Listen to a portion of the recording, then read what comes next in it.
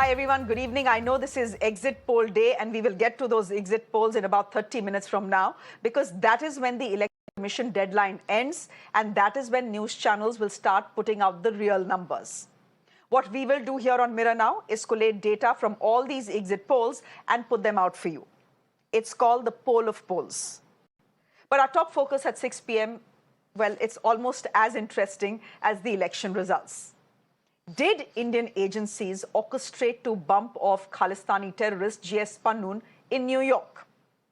American law enforcement agencies have filed charges against an Indian national for plotting to kill Pannun on U.S. soil in New York. Pannun is a dual American-Canadian citizen. The U.S. indictment says that 52-year-old Nikhil Gupta was handled by an Indian government official. Essentially, the U.S. charge is that an Indian agent orchestrated the foiled plot to kill Pannun. The agent, identified as CC1, has not been named in this charge sheet. Nikhil Gupta, in turn, had recruited a hitman who was to do the job for $1 lakh, according to the charge sheet. But turns out that this hitman was actually an undercover U.S. officer. 52-year-old Nikhil Gupta is allegedly a drugs and weapons trafficker. He agreed to kill in exchange for being let off the hook in a criminal case in Gujarat. He was arrested in Czechoslovakia and is currently awaiting extradition to the US. Now, these charges by the US are coming after Canada accused India of killing another Khalistani terrorist, Hardeep Singh Nijjar, on its soil. Today, Canada's Prime Minister reacted, saying, and I quote, "The news coming out of the United States further underscores what we've been talking about from the very beginning, which is that India needs to take this seriously. The Indian government needs to work with us to ensure that we are getting to the bottom of this," unquote. India today, in turn, has said it is taking the matter seriously. In an official statement, it says plotting assassinations is against India's policy and that they have already set up a panel to probe these allegations. Of course, such inputs very seriously, and a high-level inquiry committee has been constituted to look into all the relevant aspects of the matter. And necessary follow-up action will be taken based on the findings of the inquiry committee. You would have seen this in our statements that we have issued. We cannot share any further information on such security matters. As regards the case against an individual that has been filed in a US court, allegedly linking him to an Indian official, this is a matter of concern. We have said, and let me reiterate, that this is also contrary to government policy. The nexus between organized crime, trafficking, gun running, and extremists at an international level is a serious issue for law enforcement agencies and organizations to consider. And it is precisely for that reason that a high-level inquiry committee has been constituted.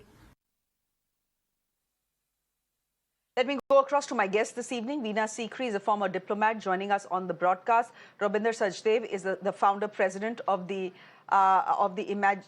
Imaging India Institute. Thank you very much. Thank you both for joining us on this broadcast. Veena Sikri, can I first start by asking you what you make of India's statement today?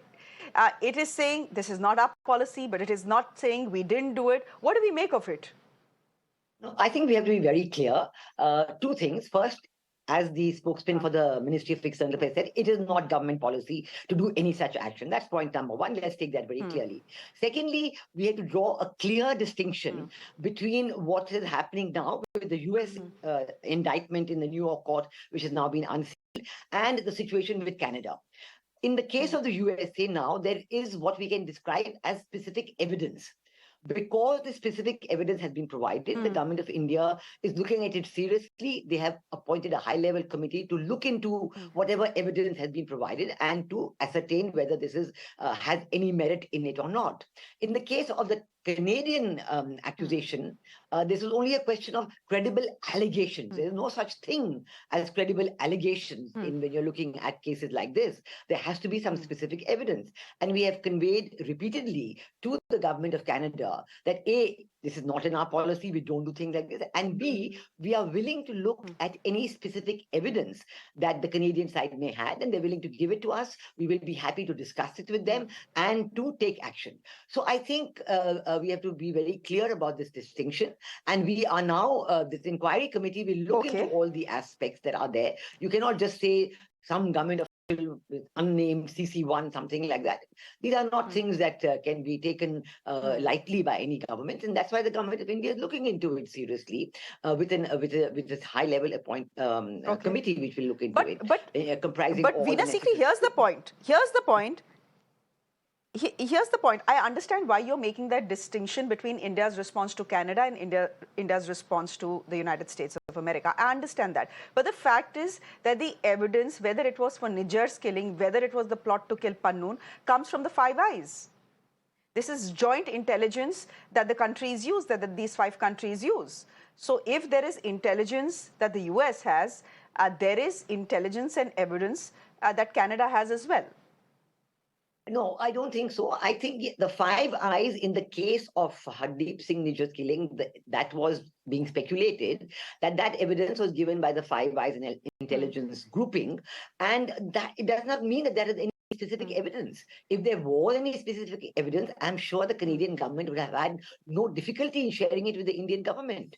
I mean, India is not the only country with whom they would be having such cases and issues to discuss. If you give specific evidence, it can be discussed. But if you say something in your own parliament and then you don't provide any evidence to back it up to the country which you're naming, then clearly the country that you're naming cannot do anything further. But in the case of this, the American case, I don't think this is a case of the Five Eyes intelligence. This is a case where an indictment has been filed, and they say that according to the indictment which has been unsealed, I do not know about that because it's only the government agencies which will have access to it. But according to the media reports, it says that the person that this Indian national Nikhil Gupta was dealing with turned out to be an undercover American government operative. So obviously this is something very different. This is nothing to do with Five Eyes. Something this is evidence based within the USA. Or with the USA and wherever this individual was located. So it's different. But I think one should also recollect very clearly that all that is coming out of what has come in the American indictment is the nexus of drug runners, narcotics traffickers, human traffickers, violence, terrorism, extremism. All this seems to be greatly mixed up in these kind of cases that have been put forward by the unsealed indictment in the New York court. So I think this needs looking into very carefully. Okay, Robinder Sachdeva, is it your sense, because this is something that has now been spoken about, that if Western democracies like Canada and America are trying to push us to a corner, by putting out the statements on Nijjar's killings or this current indictment in the United States of America, it's essentially hypocritical. I mean, what else are you supposed to do with terrorists who endanger people in your country? After all, the Americans did take out Osama bin Laden from Pakistani soil and tom-tommed about it to the entire world. Should we be feeling so defensive in any case? A couple of things. One, I think we should be, we abide by the rule of law in this world. So we are there, but we should not be defensive. And, in this world of spy versus spy and the dark, there are many wheels within wheels. Without going into that right now, to the top level, high level point, which you say, absolutely yes. See, like yesterday or a couple of days ago, Israel said that it's going to go after Palestinians in anywhere in the world and knock them off. And the world has not even reacted, not even batted an eyelid. Why is Israel's potential killing by Mossad, in Dubai a few years ago, or be it in London as anticipated in the US, why is that tolerated? I mean, it's like your terrorist is a terrorist, my terrorist is not a terrorist. So this is a clear-cut, double standard which is coming out in the world. But, that's the reality of the world in which we live. Now, that said, yes, this US indictment is a serious affair for India. Of course, it will not, jeopardize or anything US-India relationship overall. But in the meanwhile, it will be an irritant. And it could give the US a leverage, in diplomacy and foreign policy, and Ambassador Sikri would know it very well. You have bargaining chips. Okay, we will go slow on this judgment or in this case. Meanwhile, you do this along with us, vote along with us in the UN or whatever, etc. So the US will, pragmatically, objectively looking, neither side is once, but objectively, the US will try to play that, will try to leverage that. And then secondly, it's an irritant now, and this irritant will keep on developing. You see, the case will proceed in the New York courts, go wherever. By the way, this indictment has been put up by the Department of Justice on their website, so one can go and download the entire copy of what that, indictment is. So this will keep on ticking along. And similarly, you see, in Canada also, the Canadian affair is not over. The Canadian inquiry is ongoing. And some point will come when Canada will say, okay, India did not cooperate with us, but as per us, 80%, this is what happened and this is what India did. That will be another big, bubble or whatever, etc. So both of these cases have potential to kind of, keep troubling us and challenging our foreign policy and diplomats, I think. Let me put that question to Veena Sikri as well. Veena Sikri, we have all seen how India quite literally blew up once Canada had put out its allegations. Justin Trudeau, on the floor of the House in his country, goes and makes these stunning allegations against India. We know what happened after that. The relationship between India and Canada nosedived.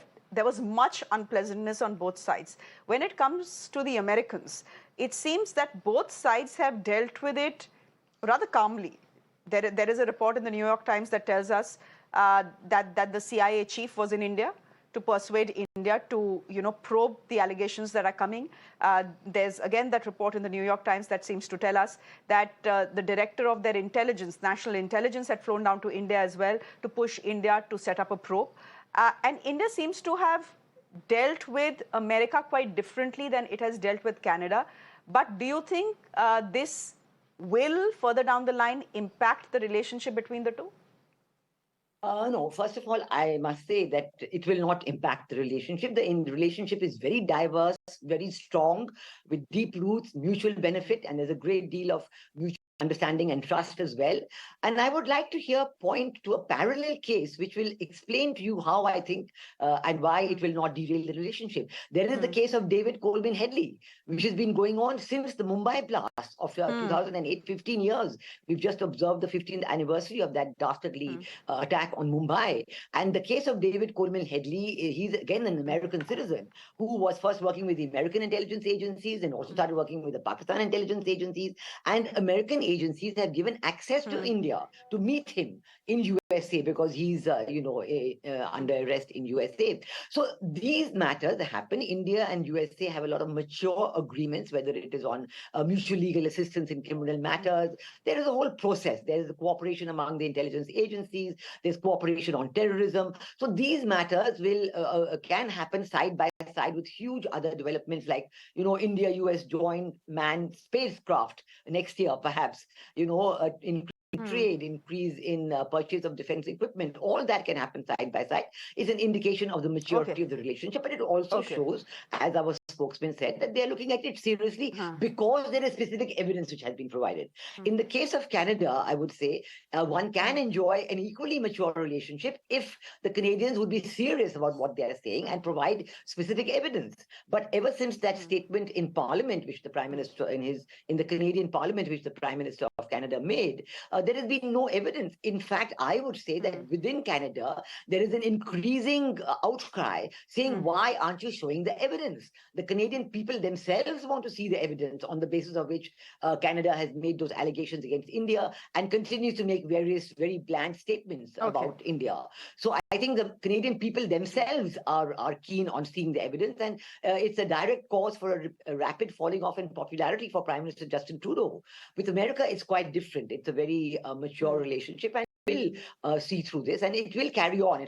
It's something that's going to be examined by India. Is going to go to the, the extradition has not yet taken place. This Indian national is said to be in Czechoslovakia, and he will go back. The court case will unfurl. All the Indian side will take its own action. So all this will go on, and I think when the Indian government's commitment to cooperate, to look at the evidence, and to have already appointed a higher level committee is an indication of the seriousness with which they are taking this. Robinder Sachdev, fact is that the Americans have technical evidence. They have communication between Nikhil Gupta and CC1, who is the Indian government official they are talking about. The next logical step, I imagine, would be for them to reveal the identity of this Indian government official. If that happens, does that put India in a difficult spot?